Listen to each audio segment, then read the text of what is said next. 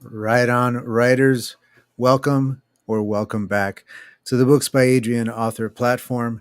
I am your host, Adrian Santiago, and this is the Writer's Den. And this is a brand new version of this show. I'm very, very excited to kick it off with you guys. I've got a great guest for you for this grand premiere. Today, we're joined by the very awesome Winsome. I can't wait to talk to her about all kinds of stuff going on. Also, in this show, we have an AuthorTube Corner. We've got a short segment on the author life. And then we are also playing bingo throughout the entire thing. So grab your bingo card from the link in the chat and play along. You'll see what I'm doing. Also, forgive me for how red I am. I just came from the pool and I forget sometimes that I have some melanin. It just doesn't really do its job. So anyway, we are not going to waste any time. We're going to get right into it. This is the brand spanking new Writer's Den. Welcome.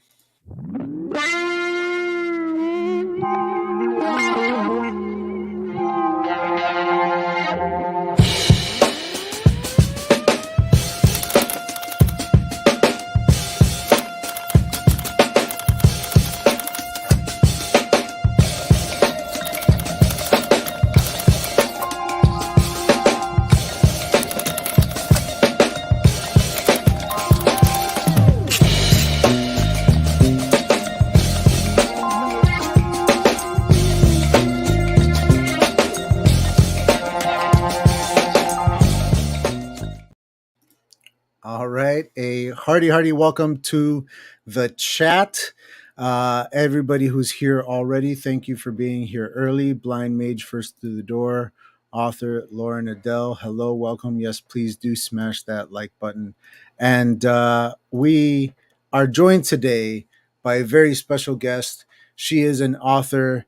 She is a motivational speaker. She is a model.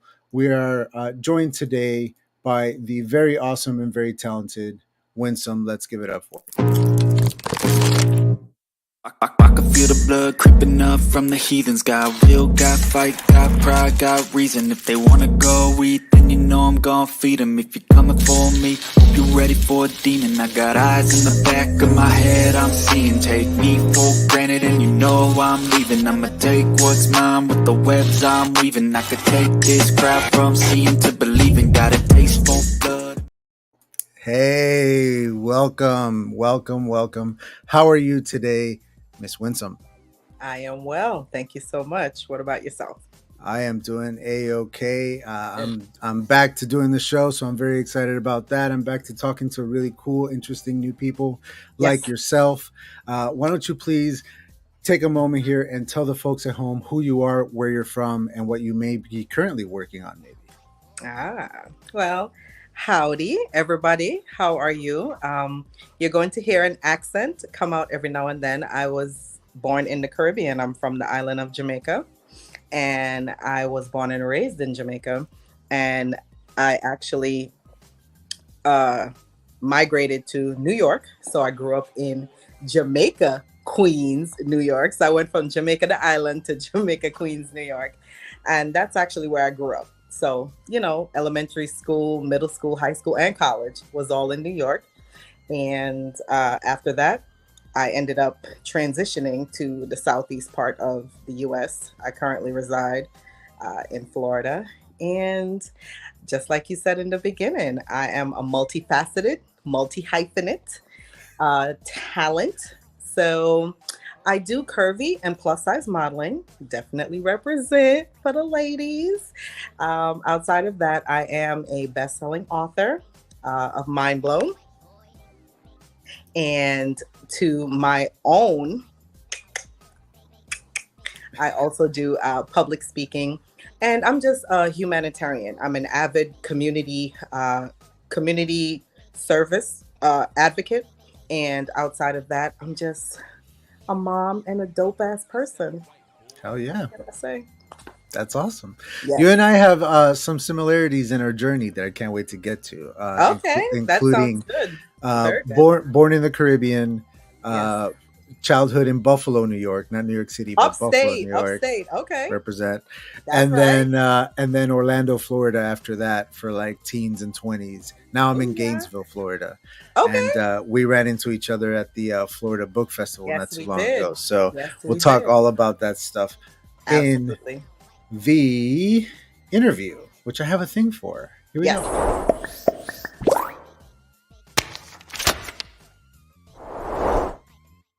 Okay, so first thing I want to do is give you a moment to tell us about the book Mind Blown. Give us, for those of us who haven't read it, I actually read a little bit of it. I haven't finished it yet, but I have read some of it. And yeah, I want to hear your feedback on it. It's good. I got stuff. Okay, so so go ahead and give people your pitch, your elevator pitch, your blurb, whatever you want to tell us about the book Mind Blown. Yes.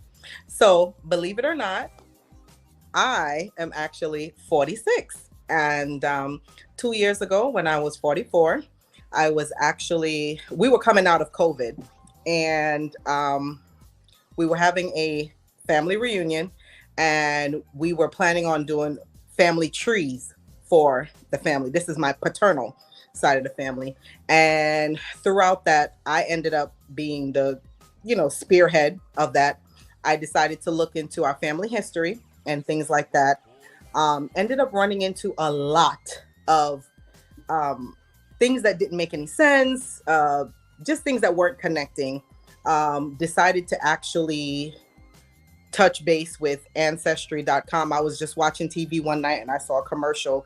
I called to kind of ask them some questions. Do they do family trees? Because it's very time consuming to actually research your family. Long story short, because I'm born in the Caribbean, they have access to things that I would not have access to. So yes, they have your regular DNA test, but they also have like a family history project that you can pay for based on how far back do you want them to go. So they go based on each grandparent. So I wanted to know everything because I was going to bring the information to the family reunion. So I said, I want to know about all 4 grandparents. And that's how the journey started. During that process, came to find out my paternity was in question. I had no clue that my father growing up is not who my real father is. And then my real father is actually someone really well known and well respected, up in Philly. So it was a mind blowing journey because to be 44 and to realize your whole life is not as it seemed when I had no clue. Like it was mind blowing for real. So that's the premise of it. But Ancestry really truly helped me with that process. And I'll go into that a little more, but that's the premise of why I decided to document it and write a book about it. And I'm actually really glad I did, Adrian, because I've gotten so many, yahoos and hoorays from all over the world, people in different countries and people that have been through similar situations. And I didn't know that while I took this journey. I didn't know that I would be an inspiration to people. I didn't know it would be a bestseller. But think about it. That's why Ancestry is still in business. That's why 23andMe is in business. They're story creators. Yeah. Yeah, these things happen. And it's not one country or one person. It's worldwide that this happens. And people have maternity and paternity issues that happen all the time. Sometimes they're unaware of it. And I documented the story. I made it into a short, quick read.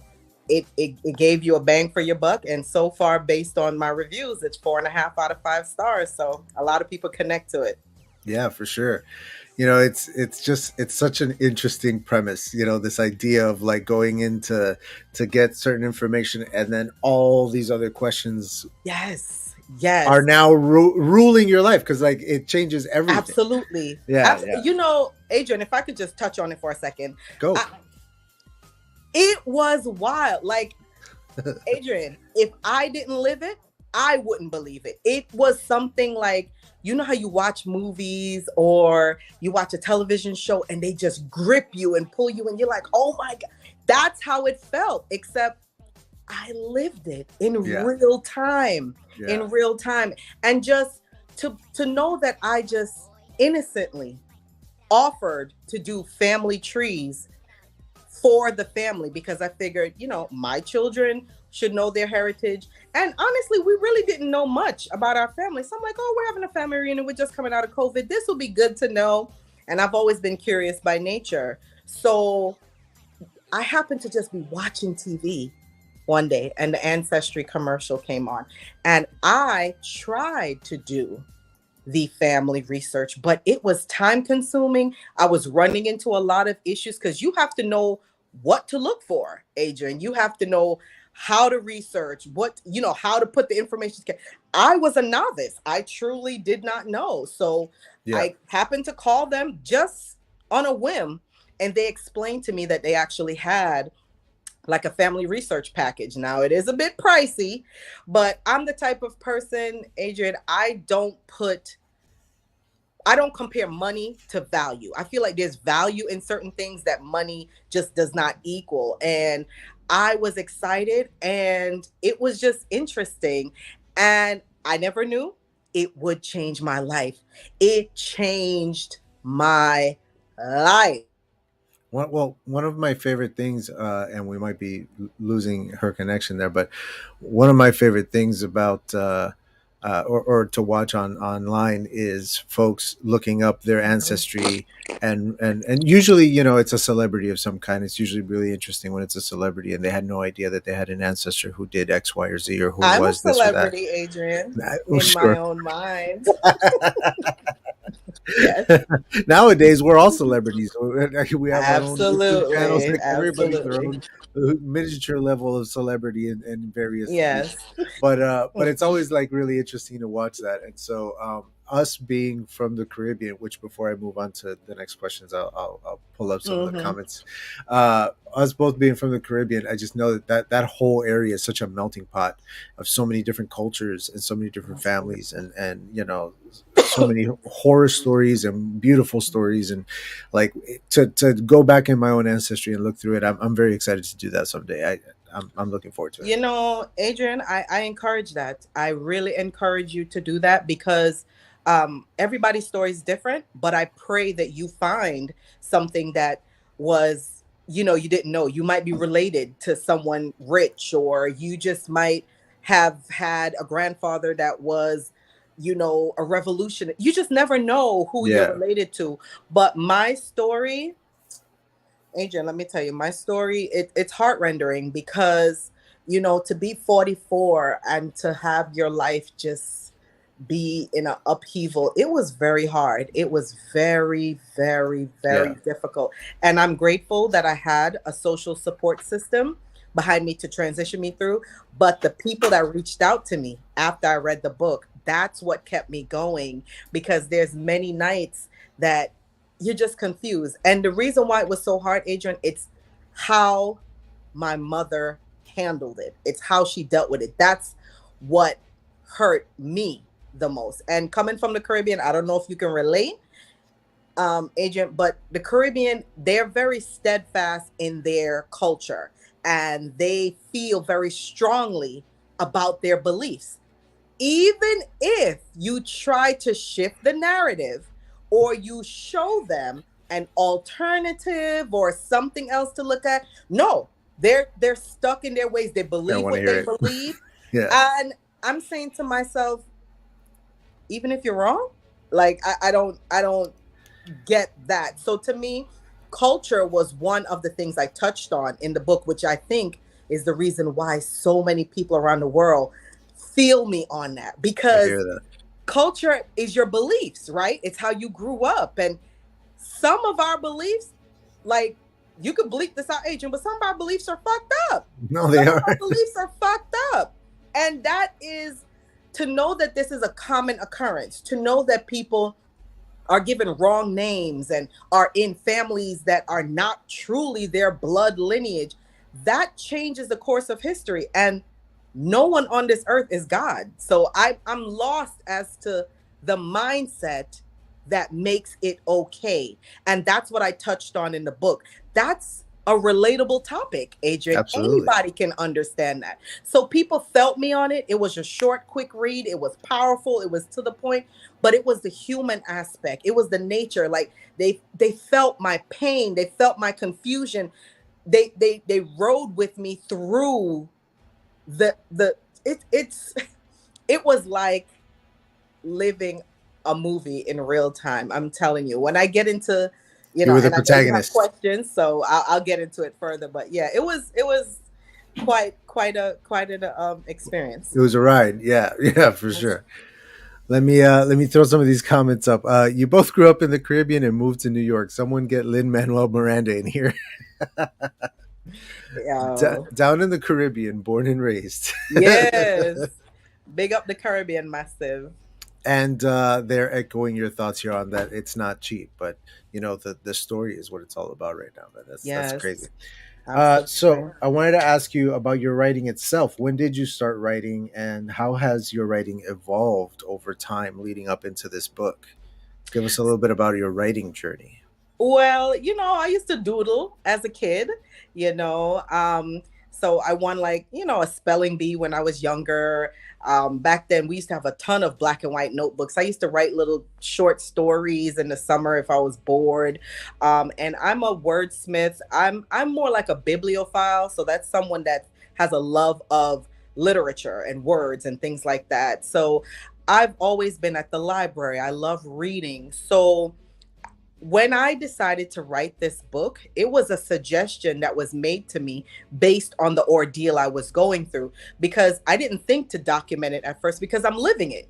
So I'm experiencing real time feelings. I didn't think to document this, but it was suggested to me by three different people, 3 different days back to back. And I felt like that was a sign.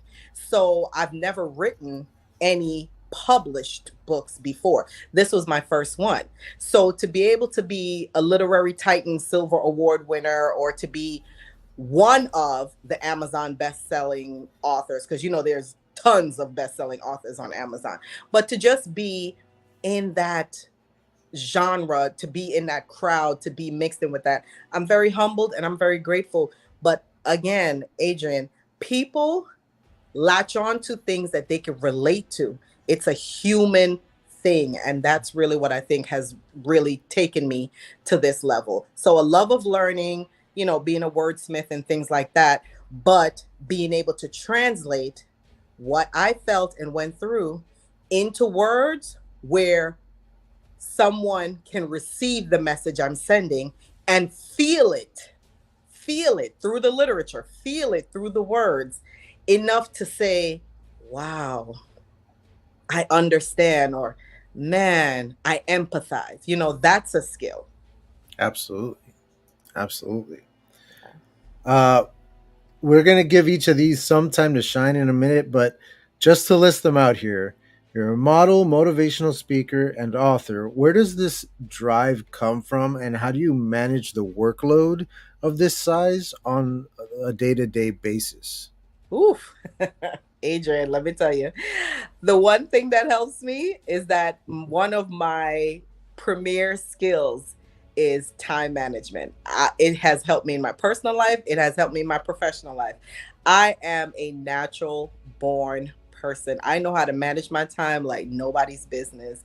I actually got the urge and the drive to do all of this born out of that situation. Out of that situation. Adrian, when it was suggested to me that you should, write the story, let your book be like a tutorial or maybe a helpful handbook to someone, I was like, that I can rock with. If I can help someone, because I've always had a service nature. I've been in community service for 30 years. The different types of careers I'm in is always of a service nature. So for me, it was almost second nature. I could connect to that. So I juggle that because, one, I don't have any babies. Like my children are teenagers, so I don't have any babies. So that does help. I manage my time well. And when you have a love for something and it's a passion and you see that it truly connects with people, that within itself is an encouraging factor. That adrenaline, that's a motivator. So those things in combination, I don't mind modeling, Adrian. Who doesn't like looking good? Yeah, I like looking good. I don't know if you can see my face in the I camera, can but see. I Yeah, have on my you got a great makeup. camera. Yeah, That's, got my little curls popping. I'm ready for the holidays. hey, So I'm not. I clean up good too. that's I right. got That's right. the. That's right. And when you look good, you feel good, and to me, there's so much going on in the world, Adrian. Why not? If we could get that little bit of heaven, that splice of feel good, we should stretch it out as long as possible. So if looking good helps you through your day, or if helping someone helps, whatever it is that helps people through their day, let's do it. There's so much going on in the world. Why not? So for me, um, it's important that I represent positively for plus size and curvy women. 20 years ago, there was not a niche for it, there wasn't a market for it. Currently, there is. We have a lot of trailblazers, big up Lizzo and, all the other ladies that are representing and doing their thing. And everybody brings their own flavor, right? So for me, a lot of people would be like, oh, she's later on in age. Who would think that? A lot of people got their start later on in age. A lot of people, and they're very successful, So for me, it's about finding things that I'm actually passionate about and good at, and then just fitting it into my life. I'm turning 39 this year, and I Hmm. just published my first book. Hmm. And my wife's turning 40. So we're Hmm. all entering this new stage of life, and Absolutely. we're writing the next chapter. We're changing things up, especially with the Absolutely. last couple of years that we've all had. We're like, it's time for Yes. some new. It's time for some new. Absolutely. Some Absolutely. some big ups from our girl JC Carpenter, beloved in our community here. She just has to say that Oh, your energy is amazing. thank you, JC. I appreciate that. Thank you. Thank you. Thank you. Now, what publishing path did you create for yourself? Tell us a little bit about how the book came to be published. Okay. So, first and foremost, I'm an independent author. So, I self published. Yes, Adrian. And anybody that is looking to write a book, I would absolutely recommend that for two reasons. One, you learn the process from beginning to end, and knowledge is always power. That's the key. Two, you save money. You don't have to pay an editor. You don't have to pay a publisher. You don't have to pay all the money that you can keep for yourself is super, super important. But learning a process or learning a skill helps us in life, no matter what it is. I had different people that I did learn things from. I reached out, to different people that I saw online, and I researched things. And oh my goodness, I spent time, and I have a little black and white notebook that I go everywhere with. So I would write things down and just remember. But, after I decided to write the book, I actually self recorded. So I have an iPhone. I self recorded a lot of what was going on in real time just from my memory. Because remember, I said, excuse me, that three different people suggest I write the book. So it was while it was happening and it was still fresh in my head. So the iPhone has an option, it has like a notebook. So you could just hit the record button, speak into it, and it dictates your words. Of course, you have to go back and edit it and things like that. But I would speak that. And after a while, it equals paragraphs and chapters. And, you could just go back in, edit it, format it, and just move it around into different, into the sequence and the guideline that you want to format your book for.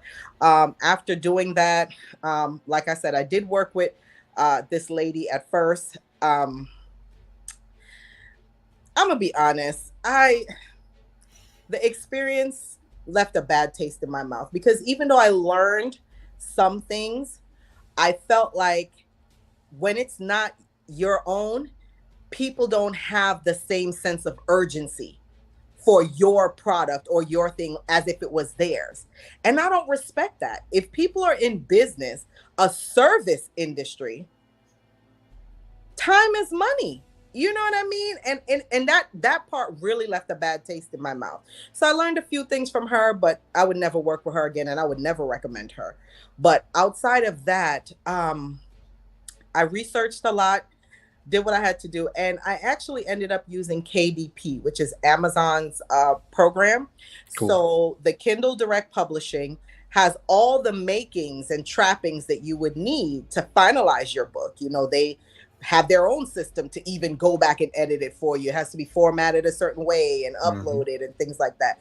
But what I really loved about the program is they print on demand. So you don't have a bunch of books sitting here waiting to be sold. Oh my God, oh my God.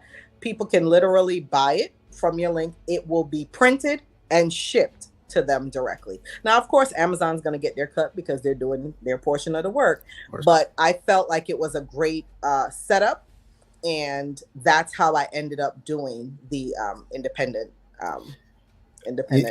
And it's really interesting because Amazon has a reputation in other parts of their business as to not paying creatives very well, but in the author side of things for publishing, their prices are actually quite fair. What they take out for how much they actually do for you, it's actually quite a bit, and you still end up with a much bigger chunk of the money than you would if you had gone through traditional publishing. Correct. You know, I self-published myself as well for the same reason. Number one, the creative control to do whatever you want with your book and make it the product that you want it to be. Absolutely. And then, you know, the benefits like that with saving money and whatnot. I would say earlier, you know, you were talking about how you don't have to pay for an editor and all these things. And no, you don't have to, but the choice is what's important there. You can choose your editor. You can choose to pay for an editor or not to. Correct. You don't have these choices when you go traditional publishing. So absolutely. That's correct. I'm with you on that. To add to that, real quick, Adrian, let's be honest, you know, different publishing houses, they might really have a niche that may not be the niche that you're writing in, or maybe they're a little bit old school, or it has to be the right fit. Right. It has to make sense. It has to make sense. And you don't want to do something that they force you into or be like, well, you have to do it this way, you know. So creative control is important. But I really just loved learning the process, because to me, the more you know, the more you grow. I love it.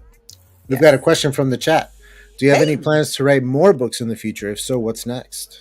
Okay, JC, thank you for the question. You know, I do. So quick story, JC. I've been asked for part 2 of this book. I've been asked about it for months now, because this book is a year old. And I've been asked about it before, and I'm actually currently working on part 2. So yes, it is coming out. I would have released it earlier, but this year, the first 6 months of this year was jam-packed with a lot of moving parts. So now that it's the summertime, things have slowed down a little bit, especially this month. This will be the time that I will take to just woosah, clear my mind. You know, anyone that's an author will tell you your environment for writing is key. Your environment. You know, some people like to, you know, overlook an ocean. Some people like to have music in the background and, you know, be out on the porch. Some people like to sit and type, you know, whatever your environment is, it has to spark. It has to spark your writer's mind, so you don't have writer's block and you're able to just put those ideas into words to be able to captivate your audience. So yes, I am working on book number 2. Thank you for asking. Excuse me, I have a frog in my throat. Of course. I was about to start speaking and I felt it. I was like, if I speak right now, it's going to be so squeaky. It happens. All right. It happens. Yeah.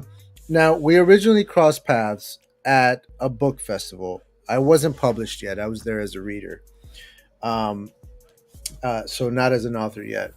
Now I'm staring down the barrel of a book convention in August. I'm going to have a table there for 3 days, and I'm super excited, Which one is super nervous that, about it. if you don't mind me Orlando asking? Reads Books. Orlando Reads Books Yes. 2023. Yes. Yeah, so I'm going to be there. Are you going to be there? If we're talking about the same one, is it at the DG Tech Studios in Orlando, August 12th? It's the Embassy in Orlando on that's August right. 24th, 25th, and 26th. I did see that one. Yes. I So will I'm be gonna at be one 2 weeks before that. Yeah. Right on. Yeah, there's a bunch going on right now. Absolutely. So I'll be there selling books. How much time do you dedicate to these like in-person events as an author? And do you have any advice on book festivals in general? Absolutely. So I'm the type of person, once I'm in, I'm locked in on something. So I'm going to give my time. Once I know dates, locations, and time, like I said earlier, I am an expert at managing my time. So I have my calendar that I use. I make sure everything in my life runs pretty much cyclical, pretty much in sync, so unless God forbid there's an emergency, nothing really deters or it doesn't go out of sync. You keep it flowing.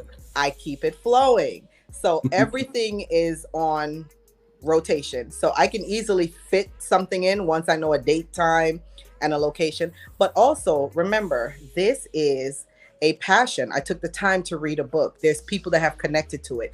I can clearly see that it's a relatable topic, and it's a topic that needs to be out there. It's a helpful handbook to the world, and I'm glad to do it. So I look forward to book fairs. It gives me an option and an opportunity to actually interact with people. I'm a very sociable person. Someone put in the chat earlier, they love my energy. Thank you so much. I'm always being complimented, the fact that I have a very engaging nature, they love the way I speak, and I'm just a sociable person. I'm a very genuine person. And I think people literally just, they gravitate towards that, and I receive that. So I actually spend a lot of time with these events. I'm always willing to be on your podcast or just any other forum or medium where I can possibly access new clients or new people that maybe don't know my story, or just anyone that I think would be great to connect with and network with. So to me, opportunities are everywhere. That's awesome. Yes. That's awesome. All right, let's do a little bit of a pivot here and take a minute out for AuthorTube.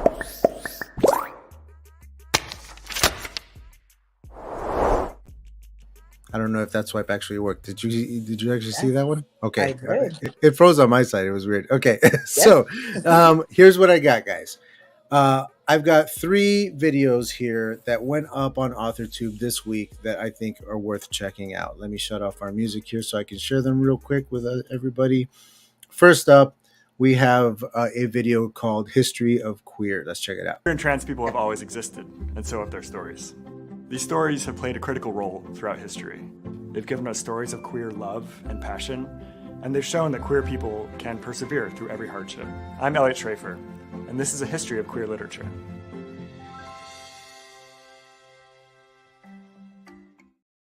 So it's a quick 5-minute video, but a beautiful little like end cap to Pride Month and everything going down. It's just a really nice, like refreshing watch of queer history and how, specifically in literature. So all us bookworms can get really nerdy about it.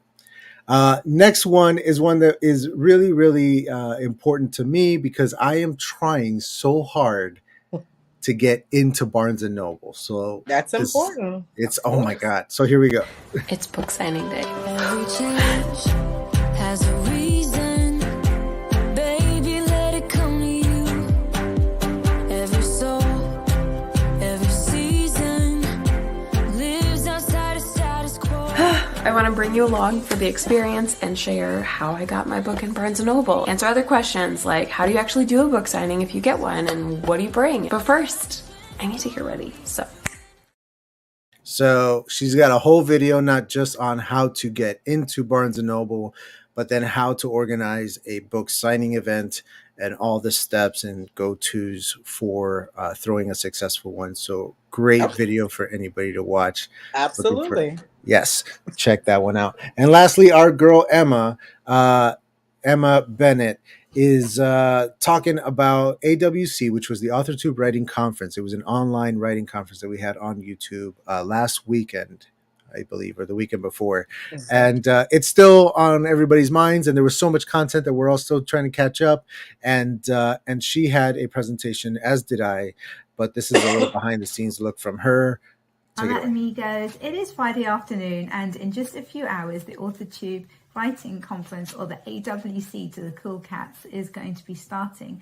I'm going to be presenting there, and it is the first time that I have ever spoken at any sort of conference whatsoever. I am very, very nervous, and I still haven't sorted out my presentation. So I just thought I would take you guys along with me for a little bit of accountability, if nothing else. So let's get into this.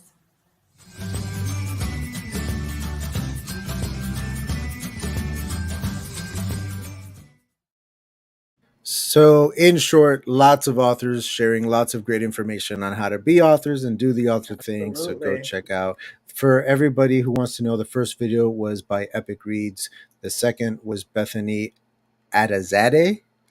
I'm sorry if I'm butchering that. And the third is Emma Bennett. And all of the links are in the description downstairs. We've waited long enough. Let's get back into the interview. Now, we're going to dive a little deeper into the book now. With this part 2 here. First thing that struck me was the voice. Characters as well as the narrator carried so much personality in this, especially in the prologue alone. It grabs you immediately with the voice. Did you take time to find that style, or does it flow very naturally for you? Tell us a little bit about the voice of this book. So, it came from some of the books that I've read in the past. I know as a reader, and I'm an avid reader. I have a library in my home, so I'm an avid reader. I know what gets my attention. I know how to get attention, and I know what keeps attention. So I always had that in the back of my mind as I was writing. So, on my manuscript and just the drafts that I was putting together and editing, I always kept that in the back of my mind. But truly what came through, Adrian, was the genuineness. I wrote in real time of what I felt, how I felt, and why I felt that way. I think the human aspect is what's relatable to people, the genuineness. So I spoke based on each character and then coupled it together with the finality of the story. And it was a combination of how I know that I would like to be drawn in if I was a reader. And I always kept that, in mind as I was writing. If I had to do exclamations or caps, I want to emphasize something. I chose the names of the characters, which a lot of people ask me about, based on the names of the characters. And yeah, those names were chosen for the reasons that they are. So I put a lot of time into detail so that it all comes together and it all makes sense. In the introduction to the book, you describe it as figurative art.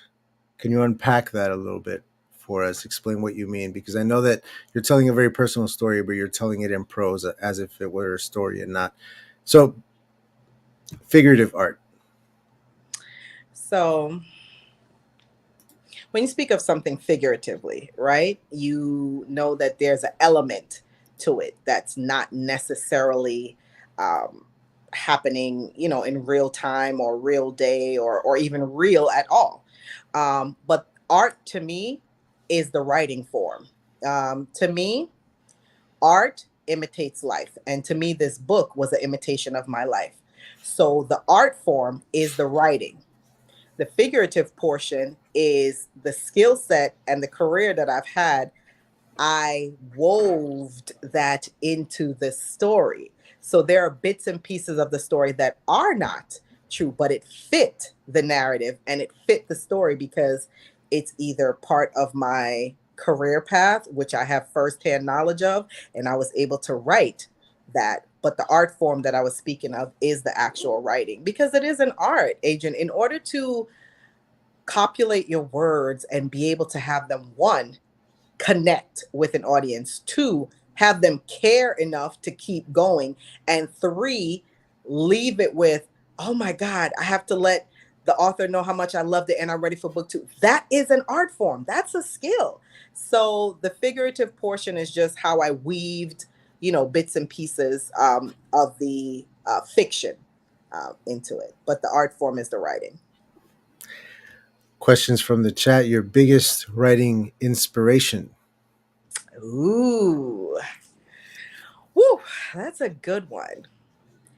My inspiration was to genuinely, well, let me make sure I'm understanding the question. Is she asking what inspired me to write, or my writing being an inspiration to others? I'm going to answer both just to make sure I'm understanding her. Asking the first one, that what inspired you to write, or she's asking for like an author that inspires you.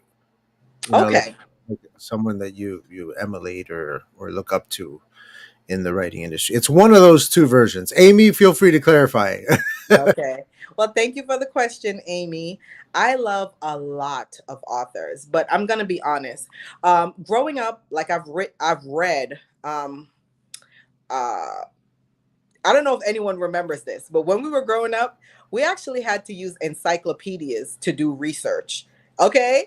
Do you remember the atlas? We had to know the atlas and the globe that you would spin on. Like, we had real old school things. So no Google Maps, no Google Earth. Google Maps, no Google, period. Yeah. So just having that as a skill set. Yes. JC, seriously, for real. So we're at here. I don't know if people had the map up on their wall, where you could learn, but there's just so many things. I'm showing my age clearly, but there's just I'm right there with things. You. I'm right there with you. Truly.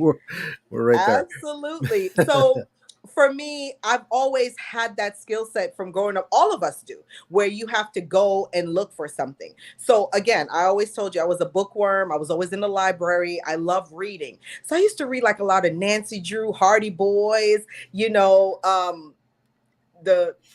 all kind of books growing up. Anyway, long story short, I love different genres. I can sit and read an autobiography just like I'll sit and read an urban fiction novel.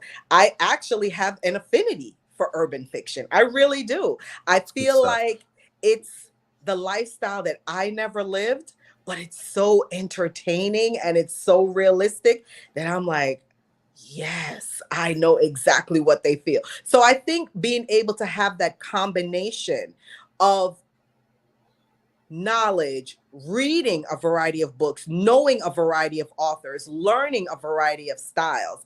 That's really what inspired me to write, but genuineness is my real inspiration. My ability to convey the truth and to really put a pin and a finality on that question.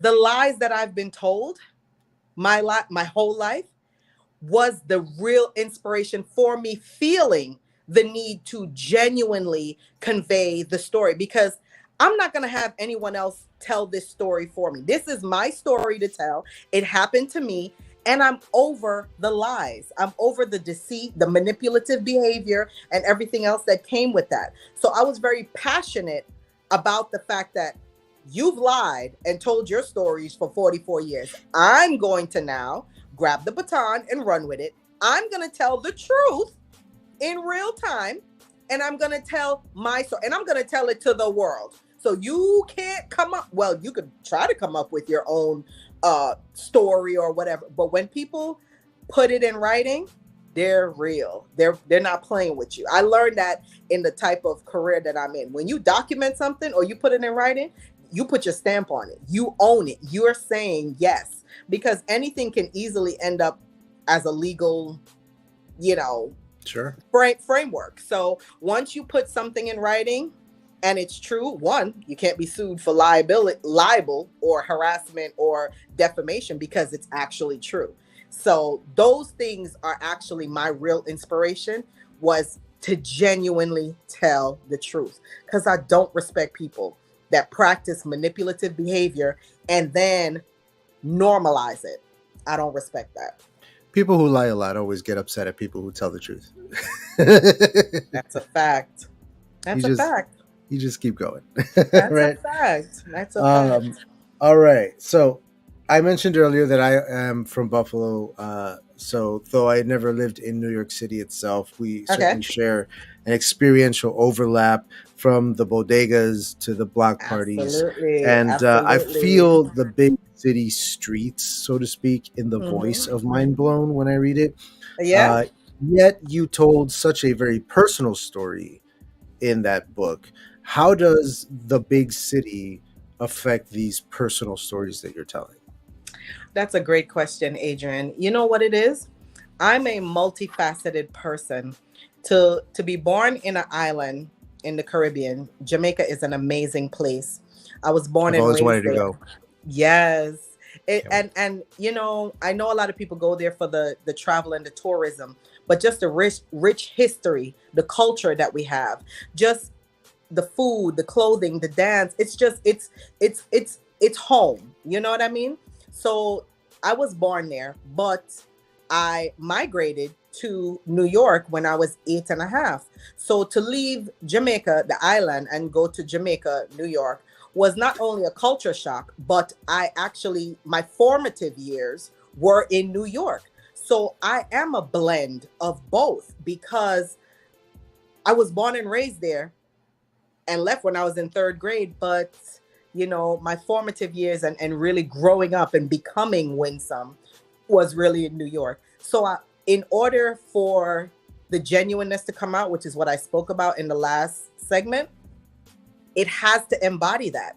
So I had to speak about, the aquamarine waters, eating jelly coconut, mango, all kind of things, the reggae music. I had to speak about that. But I also grew up in Queens, New York. I love block parties. I love vibing at the park with my friends. We just everything that New York represents is what I am about, the positive, of course. Because I'm not with the fuck shit. I'm not with that other shit. But everything positive is definitely what I'm about. So to me, I miss stoops. We don't have stoops where I live. Yo, nothing to sit on. Nothing to sit on, man. You gotta pull a chair out there. Who's got a chair out there? I need a stoop. What we doing? You can fit 12 people on a stoop.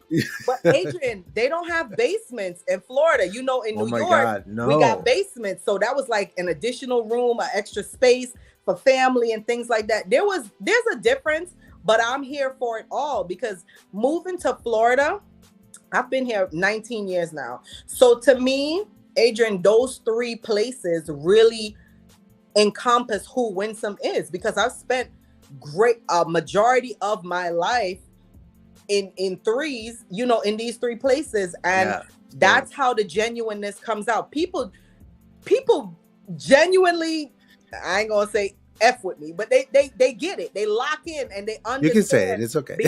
You know what I'm saying? Because at the end of the day, when people know you're real and they know you genuine, whether people know it or not, people read people. They observe their behaviors. They listen to them. They see if 1 + 1 = 2, not 1 + 1 = 11, because you line up the one next to it. Not no stupid shit like that.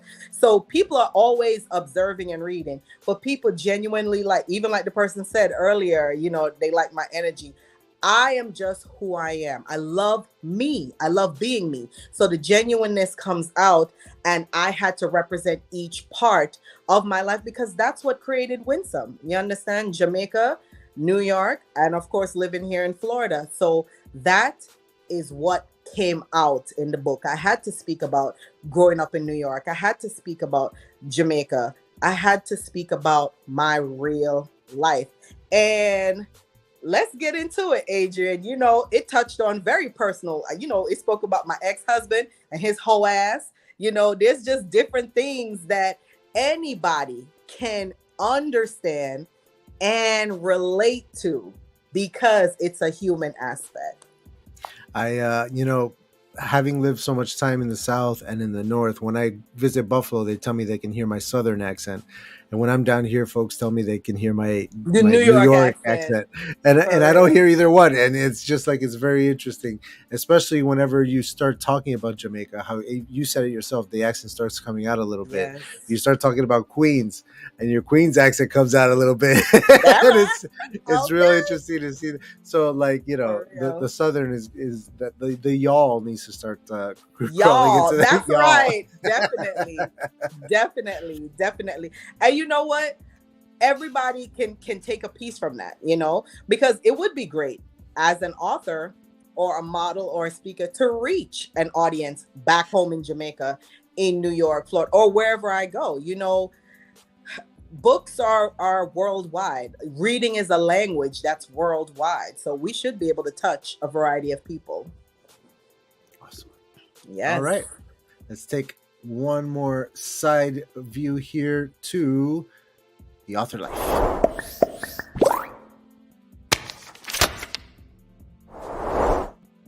The author life is pretty simple. We are both authors. We have books. We're going to talk about them to the people. Hey guys, buy our books. we have books for sale. This is the lead in to my novel, my reader magnet. This is my novel, Mythic That's Shadow right. the Spark, murder mystery set in sci-fi fantasy world. Winsome, of course, has Mind Blown. Links are in the description down below. I also wanted to share that I have this what's it called? This convention coming up, and I'm getting like really psyched and excited about it because, and I don't have it open here. I wanted to have it open. Give me 1 second. Of course. I was prepared and then I wasn't. Here it is. Okay, so we're gonna share. I got really excited because I started getting stuff in the mail, and among that is going to be this stuff right here for the table. Ooh, I like at that. the convention. So I got this this lovely blanket. It's very shiny and soft and fluffy and stuff, and that's going to be on the table. You can see the logo from far away. You can come up to the table and it feels nice on your fingers. I'm going to have a crap load of books. I've got boxes full of books right now right next to me. You can't see them, but they're there. We got the bookmarks, which is really cool because those just came in. And so I included links to every service that I used to get ready for this in the description below. This was Got Print, which was actually very, very cheap. I only paid like, I think $15 for 100 bookmarks. That's nice. I don't think that's bad at all. I'm going to hand those out like candies. They got QR codes on them. So Vistaprint is good too. I got 1,000 business cards for like $30. I've heard really good things about them too. And you know, most authors are always freaking out about business cards, and I'm just like, we're authors. I have bookmarks. So they have like the little, it's like a little pamphlet business card, but it has the QR code on it. Oh, and that's cool. Vistaprint created the QR code. I hand it out. It goes directly to my website. So Perfect. it was well worth it. Perfect. Yeah, this one will lead you to buy the book, and then this one will lead you to sign up to the newsletter. So you know, one or the other. So we're gonna hand those out. I also used an app called Free Gift for the blanket. I only paid the shipping, which came out to $15. That's pretty dope. So there's that. I also used Free Ink cards, which is another app to make this little stand-in that I'm going to have at the table. So, you know, you can like, we like that. Yeah. Anyway, presentation on a budget, you know, like all of this stuff was fairly affordable. Gotta with work the exception smarter, of not harder. Exactly. And yet still good quality. Don't sacrifice on quality. Don't skimp on it. All of it looks really nice. It's going to be a fantastic time. I'm really, really excited about it. It's, you should be. As you should be. It's my first time.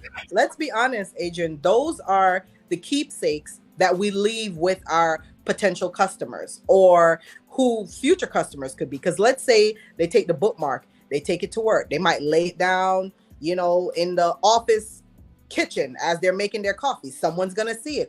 Oh, books by Adrian. Let me see. It's great advertisement. It's the ability to advertise even when you're not present. I'm all about the invention of that QR code, man. It's made things Absolutely. so nice that you It can just is. send people It directly is. to the thing. I hand They don't have out, to type it out. Wait, HTTPS what? How does it go? Oh my God, just click here. Yes. And let's be honest, if they're not a speller or they might have short-term memory, it really Or if they're not techie, like they might just not, That's like right. really know how to get on the That's phone right. and do that thing. And we have to be able to connect to everyone. So Can't miss a single one. Absolutely. So convenience is key for your consumers. Absolutely. Absolutely. And you know what? So my website covers all of my skills, but when they pull up the QR code, I literally go to fashion shows, photo shoots. I hand those out. If I'm at a book signing or any kind of book fair, I give those out because it covers it all. Yes. Nice.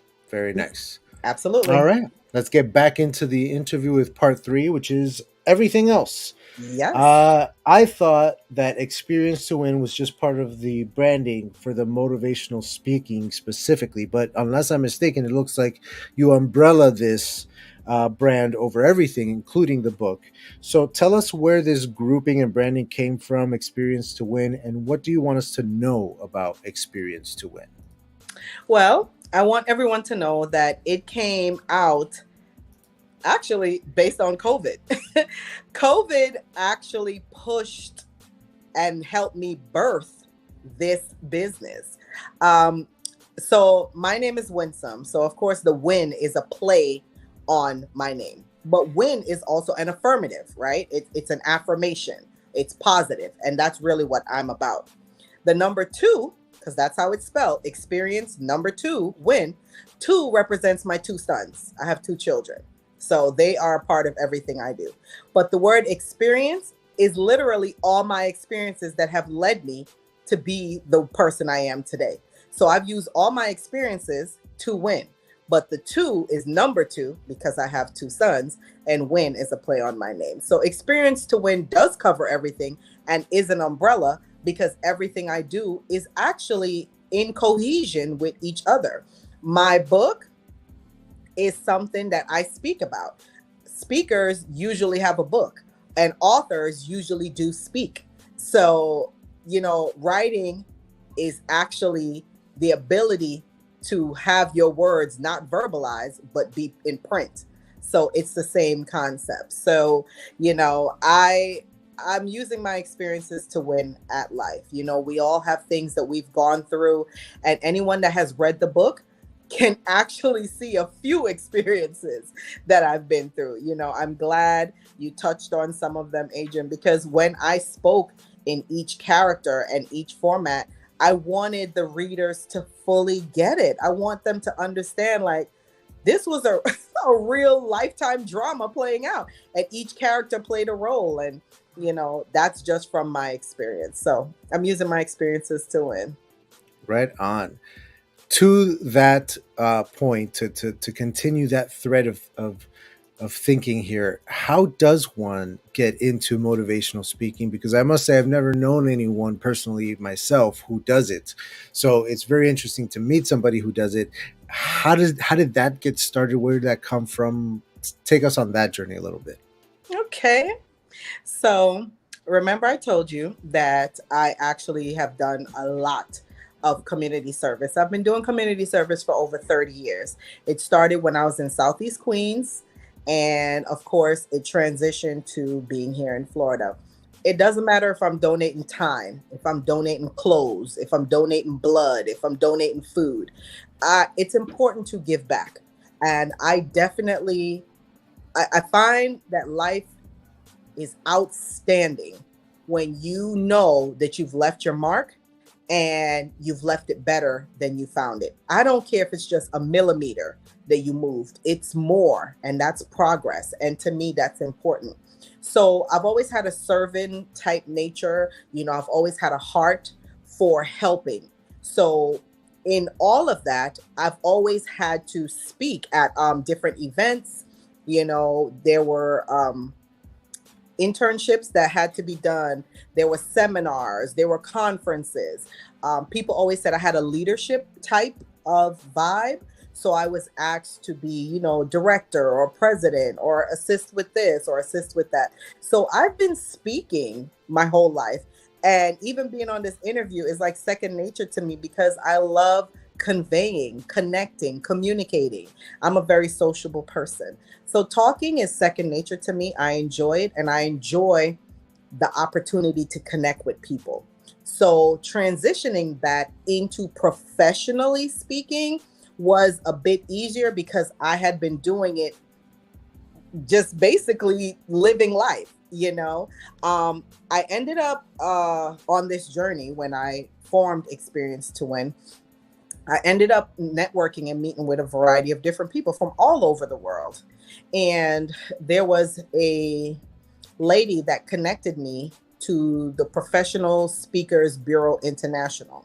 And I joined them because I believed in their format. So they are a conglomerate of professional speakers from a variety of backgrounds, and we cover a variety of topics, but we will speak anywhere in the world. It doesn't matter. It could be, as long as they cut the check, we'll speak. So of course, everything got slowed down during COVID, but that opportunity to be able to speak also was just a combination of the lifestyle that I had growing up, but also having a message. I have something to speak about, Adrian. So it could be my experiences, but definitely, of course, I touch on my book.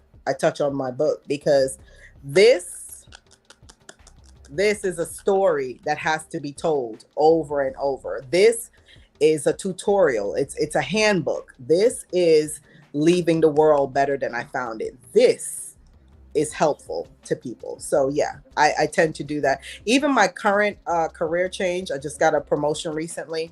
So my current career change includes conferences and speaking. So I'll be definitely, you know, engaging in that as well. Right on.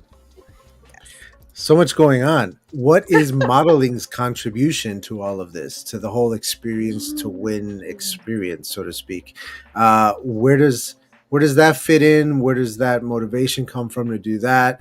And maybe even fill us in on some of the behind the scenes, because like this piece, for example, is fantastic. I love the patterns on it. It's really interesting. So anything you can tell us about this world would be fascinating.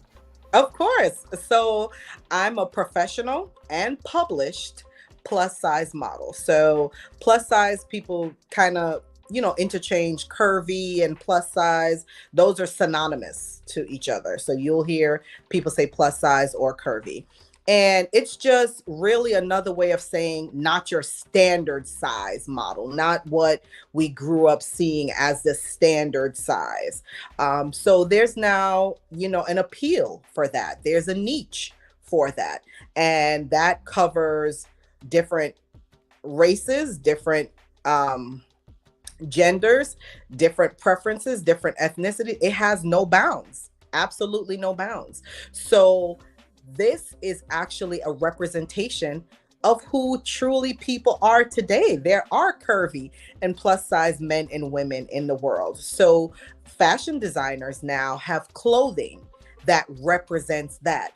And of course, if you're a fashion designer, one of your outlooks is to be able to reach new audiences at new times. So you want to creatively connect with the new audience. That's where models come in.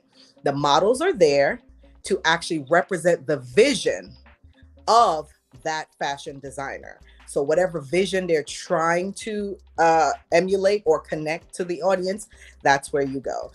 Most modeling is going to have two styles. It's going to have European, which is your contemporary style, your New York Fashion Week, Paris Fashion Week. You kind of walk straight down the runway, you know, you'll have on makeup, but your focus is on the clothes. It's about selling the clothes, bring light to the clothes. That's what we're there for. No pomp and circumstance, nothing extra. You know, you walk, you come back. Now, being in fashion, there is urban fashion. And that's where you see the spins, you see the facial expressions, you serve. That's what they call serve.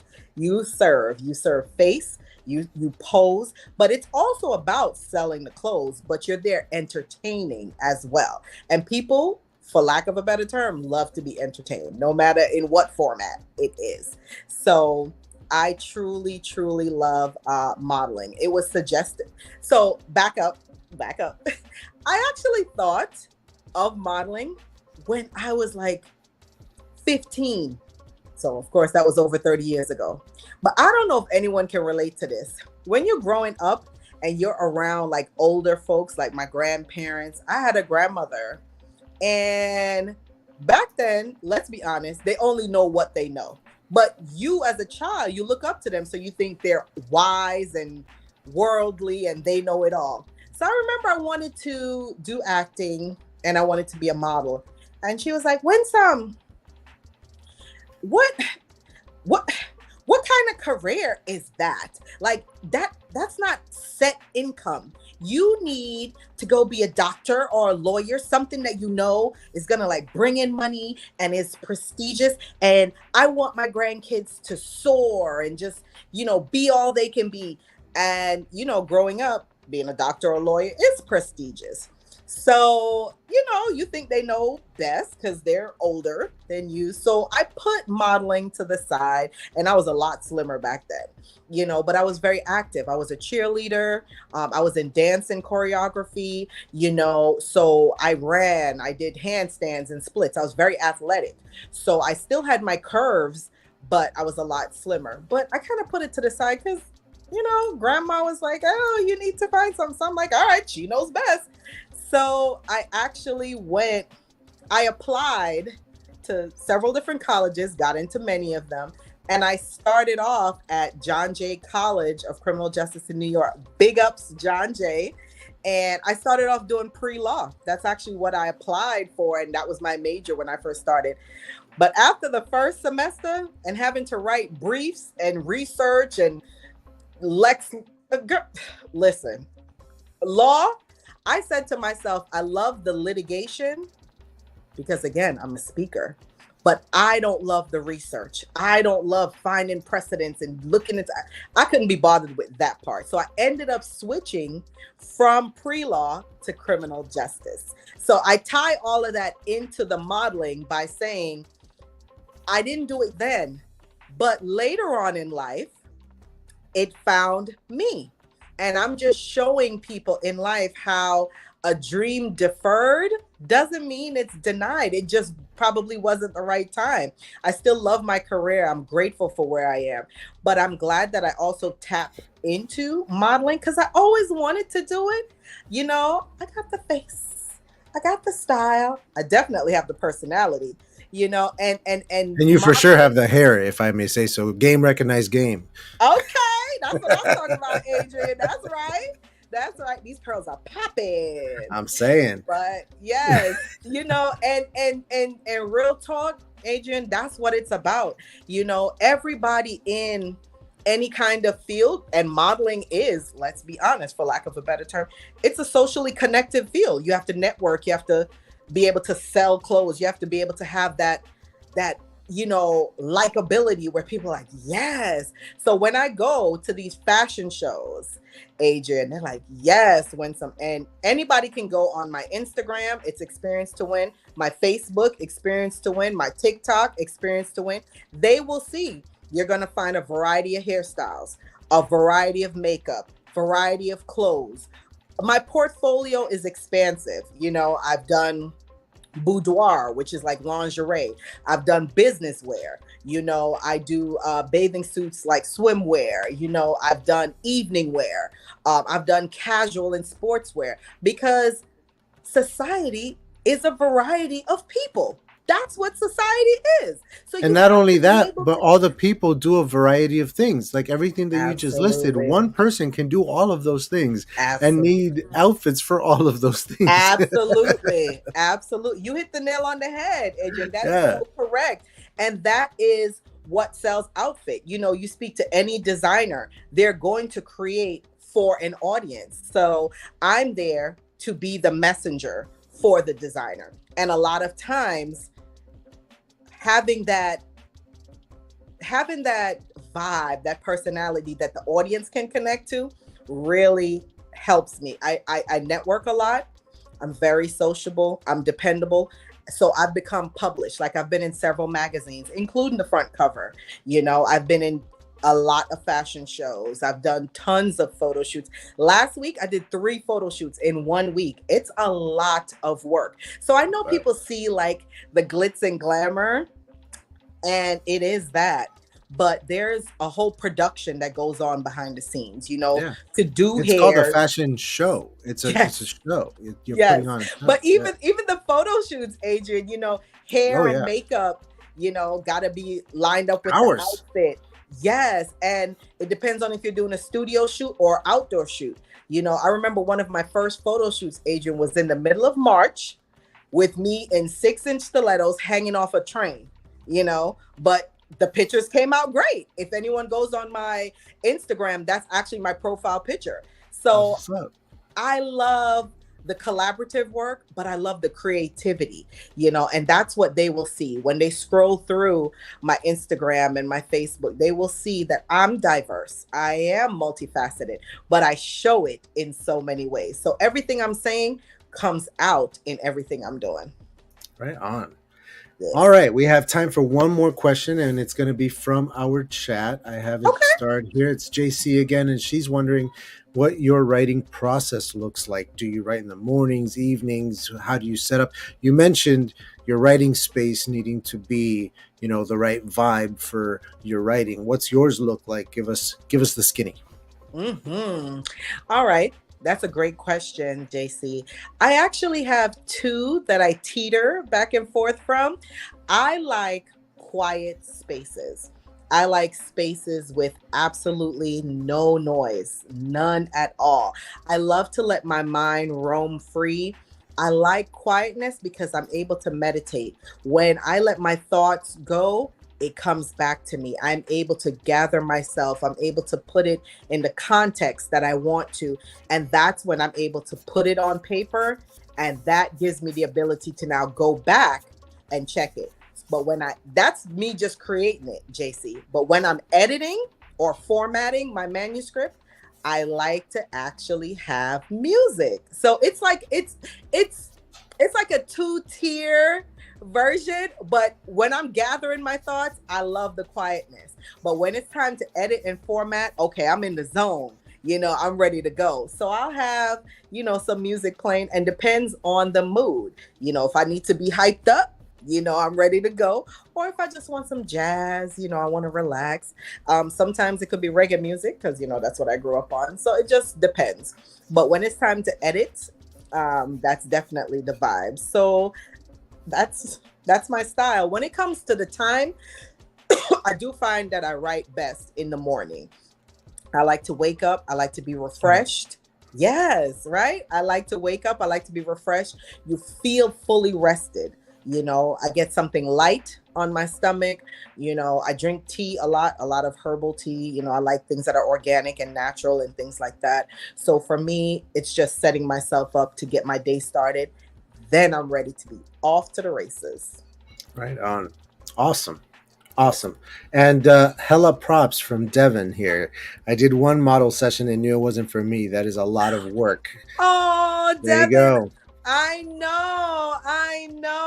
And you know what too, Devin? There has been people that made me kind of want to not do modeling. It wasn't the work per se, but I know what you mean, because based on how you're saying it, Devin, I know you're talking about the time. You're talking about all the work that goes into it. And everything has to fall in line. And Devin, what I think you're really touching on is the fact that some people can be very flaky. Like I've been to fashion shows where a makeup artist doesn't show up. Really?